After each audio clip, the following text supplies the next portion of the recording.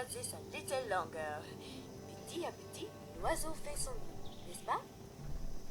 Let's begin, shall we? Yes, dearie, there was once a young girl named Little Red Riding Hood, whose grandmother was sick.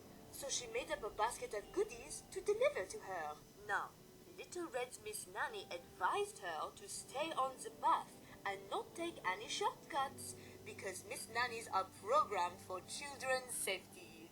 But it was starting to get late, and Little Red Riding Hood chose to take a shortcut so that she could get to her grandmother in time.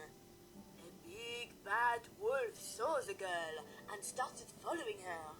Suddenly, he appeared in front of her and asked where she was going. I'm going to my sick grandmother's house on the other side of the forest with this basket of goodies, the naive girl replied. The wolf suggested that Little Red Riding Hood pick some nice flowers to bring to her and showed her a nearby meadow where she could do that. She thanked him, and while Little Red Riding Hood was picking flowers, the wolf ran off ahead to her grandmother's house. The wolf swallowed the grandmother whole. He disguised himself in her clothes and waited in her bed for Little Red Riding Hood to arrive. When Little Red Riding Hood finally arrived, she went inside to see her grandmother. But something seemed strange to the girl. What a deep voice you have, she said to her grandmother. The better to greet you with, my dear, replied the wolf.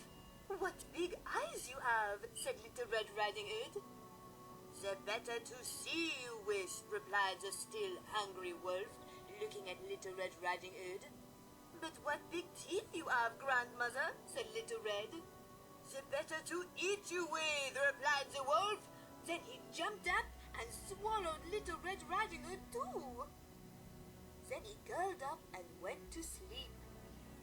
Just then, the Miss Nanny burst through the door. She cut open the wolf's belly with her saw, freeing Little Red Riding Hood and her grandmother. The end. Remember that Miss Nanny is programmed to guarantee the safety of children.